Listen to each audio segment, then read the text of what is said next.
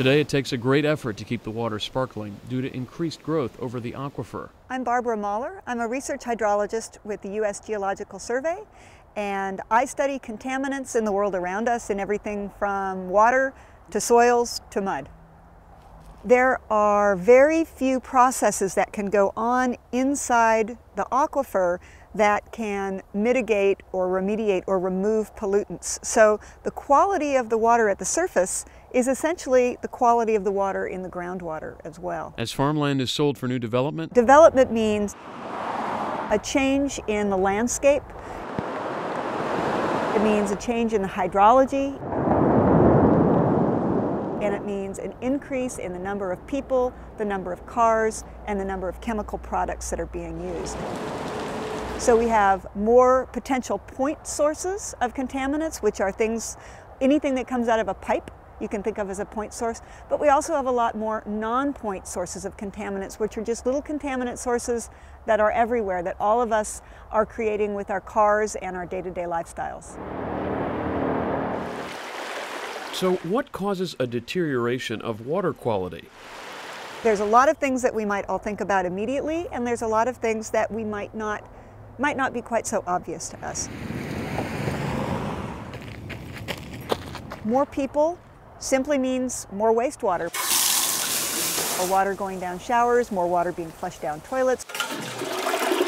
With all of the things that's associated with that, everything from pharmaceutical products and personal care products, which contain fragrances and other chemicals, to the nitrogen that's contained in human waste and the bacteria as well. Besides man-made pollutants, drought also has an impact on the amount of water discharging from the aquifer.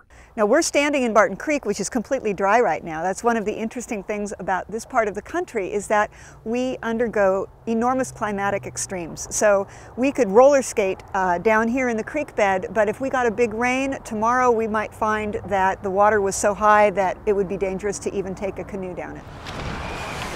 In 2009, the amount of water produced from Barton Springs dropped from 53 cubic feet per second to just 13 cubic feet per second. The concern is to keep the aquifer clean and filled.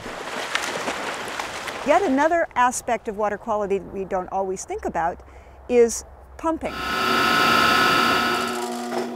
This is a turbine pump and capable of producing about 1,000 gallons a minute.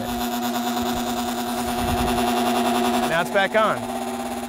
Basically trying to fill up the storage tanks, because there are users out there who are showering, they're turning on their sinks, they're using some water. So as that tank gets depleted, it triggers these wells to kick back on and to fill them back up. When we pump water out of the aquifer levels go down. And we're in an interesting geologic situation here, which is that to the east of us, the Edwards Aquifer becomes very saline. It has very high concentrations of the kinds of things that you find in ocean water, like sodium and chloride, magnesium. When the aquifer levels are low, either because of drought or because of a lot of pumping, what happens is we get more water moving in from the saline zone, and people that drink water out of the Edwards Aquifer, that rely on well water for drinking, might not like the taste of water that is really saline. Everything we do at the surface can potentially affect the quality of the groundwater. So any product, for example, that you might apply to your garden, so this would be things like insecticides and herbicides, can ultimately wash off your yard, go into a creek, and infiltrate the aquifer and affect water quality in the aquifer and all the way as far as Barton Springs. We've picked up atrazine in many of the samples that we've collected at springs in the greater Austin area. It is heavily used in the agricultural industry, particularly corn growing, because it does such a good job of knocking back the weeds to increase the yield in corn.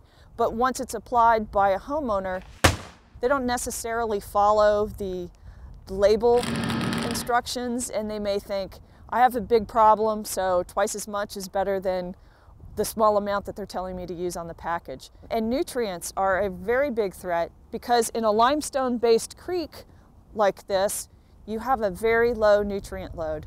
So once you start to increase the nutrient load, then that leads to blooms of algae, or some nutrients, once they get in the aquifer, they interact with the oxygen to become oxidized to different forms. And what that means is that some of the dissolved oxygen in the groundwater is consumed in that process.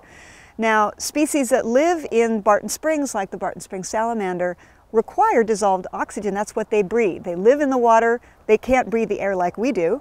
They breathe the oxygen that's dissolved in the water. If something else is consuming that oxygen, then the salamanders have no oxygen to breathe. It's very important to have good water quality so that that species can survive. Lack of oxygen is not the only issue that can affect the salamanders. Probably the biggest threats to the species is just the sediment that gets washed in upstream on the watershed and gets washed through the aquifer and comes out of the springs and just fills up the springs, it fills up their habitat, it fills up the habitat of their prey. Prevention is another strategy for water quality protection. One of the solutions we have is this kind of a structure. It's kind of a minimal structure, a lot of surface area. It acts with small openings to help keep the debris and sediment from filling up the recharge feature. And it's minimal. We like the fact that it's not a very large structure, but it still allows the recharge to enter. And with a large surface area, you know, some of these holes can get plugged and it'll still serve to let a lot of recharge in this feature.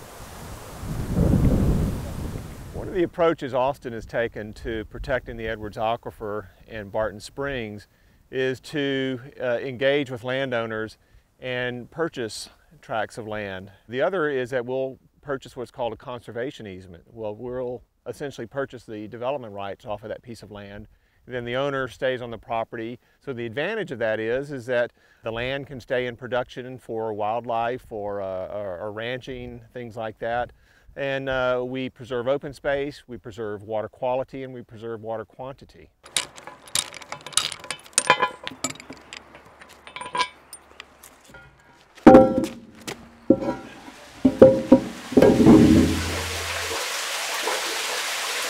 Well, we're sitting in a concrete box right in the center of Onion Creek, a couple of miles west of the town of Buda here in central Texas. So the function of this box is to open and close these valves, which we see these two large 3-foot diameter valves on two sides of the vault. Before a storm event actually happens, we would close the valve so as the storm water flows past, the contaminated water would go past, and within a few days the water quality clears up such that we would then open the valve and the better quality water would go into the cave, recharging the aquifer. While regulations and construction projects can do some of the work, to prevent pollution, we all must do our part. Don't throw your trash just anywhere. Let's can it, Austin, so we keep our waterways clean for years to come. Using landscaping chemicals sparingly. Also, reducing amounts of harmful bacteria is as easy as scooping the poop. This way, Barton Springs can continue to be enjoyed for years to come. Austin is lucky to be home to a natural wonder as beautiful as Barton Springs. Barton Springs, it's a great place, young and old alike. Come and join us.